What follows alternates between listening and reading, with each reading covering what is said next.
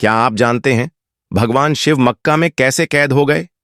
आज मैं आपको एक ऐसी कथा सुनाने जा रहा हूं जिसे सुनकर आपका अंतर्मन कांप उठेगा, आंखें श्रद्धा के आंसुओं से भर जाएंगी और हृदय में शिव के प्रति अटूट प्रेम उमड़ पड़ेगा।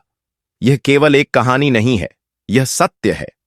यह है उस शिव की कथा जो आज भी मक्का की भूमि पर कैद है, लेकिन प्रेम में, धैर्य में और करुणा में। नमस्कार प्यारे दर्शकों, आज की कथा अत्यंत ज्ञानवर्धक और प्रेरणादायक है। कथा शुरू करने से पहले आपसे एक विनम्र निवेदन है।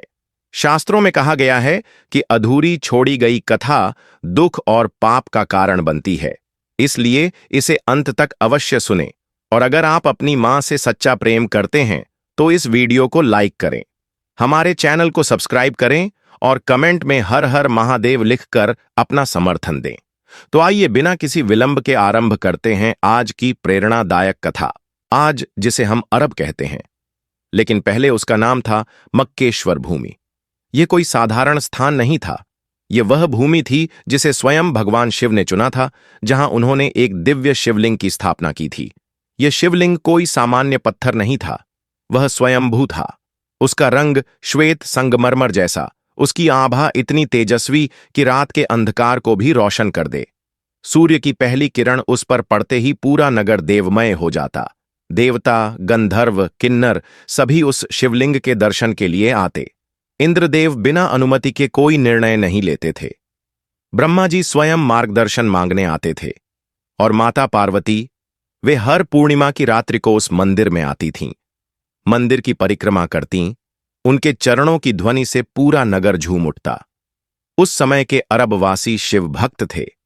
उनकी वाणी में संस्कृत के स्वर बहते थे। वे अल्लाह कहते थे, जिसका मूल था अलख निरंजन, जिसका अर्थ है वह जो दिखाई नहीं देता लेकिन सर्वत्र है। वे 5 समय की पूजा करते थे, सूर्योदय पर, दोपहर में, सूर्यास्त पर, रात को और अर्धरात्रि को।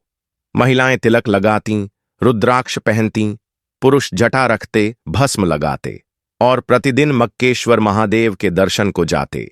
लेकिन काल चक्र रुका नहीं। द्वापर युग का अंत आया और कलयुग ने अपने पैर पसारने शुरू कर दिए। धर्म का सूर्य धीरे धीरे अस्त होने लगा। मक्केश्वर में भी वह दिव्यता फीकी पड़ने लगी। शिव भक्त बाह्य आडंबर में उलझने लगे, और फिर एक रात्रि ने सब कुछ बदल दिया।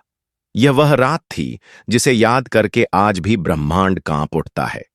कुछ स्वार्थी लोगों ने सोचा, यदि हम इस शिवलिंग को छिपा दें तो केवल हम ही उसकी शक्ति के अधिकारी होंगे। वे मंदिर में चोरी छिपे आए, अपने हाथों में भारी पत्थर लेकर शिवलिंग के चारों ओर एक काले कक्ष का निर्माण करने लगे।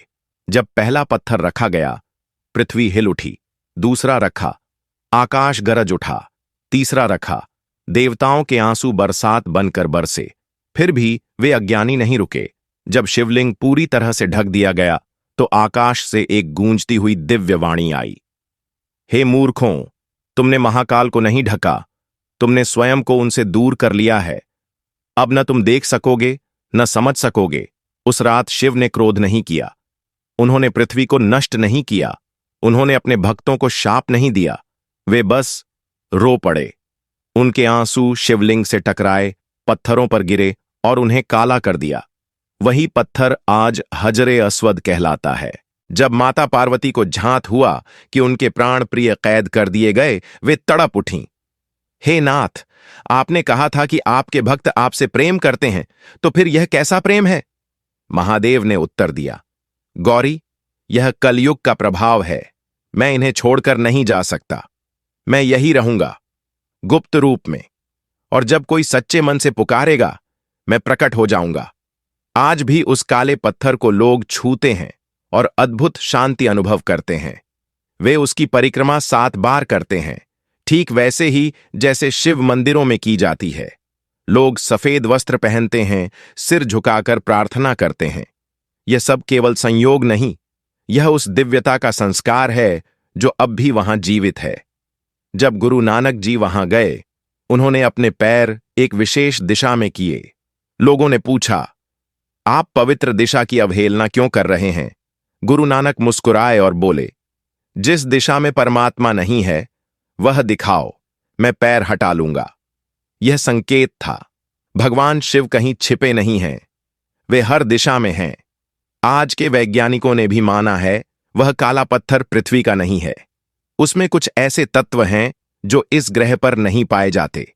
शायद यह वह दिव्य तत्व है जो केवल भगवान शिव के आंसुओं से उत्पन्न हो सकता है। शास्त्रों में कहा गया है, जब कल युग समाप्ति की ओर बढ़ेगा वह काला आवरण हटेगा और फिर सब देखेंगे मक्केश्वर महादेव प्रकट हो चुके हैं। हर धर्म, हर संप्रदाय एक साथ मिलकर उनका अभिषेक करेगा। कोई विवाद नहीं, कोई मतभेद नहीं, केवल प्रेम, केवल शिव। भगवान शिव आपसे कह रहे हैं, तुम मुझे किसी भी नाम से पुकारो, अल्लाह, ईश्वर, गॉड, वाहे गुरु, मैं वही हूं। मुझे खोजो अपने भीतर, मुझे महसूस करो अपने कर्मों में, और सबसे महत्वपूर्ण, एक दूसरे से प्रेम करो। तभी मैं मुक्त हो पाऊंगा, तभी तुम मुक्त हो पाओगे। यदि यह कथा आपके हृदय को स्पर्श करती है तो कृपया इसे साझा करें। कमेंट में लिखिए, हर हर महादेव, और याद रखिए, भगवान शिव कहीं बाहर नहीं, वे आपके हृदय में हैं।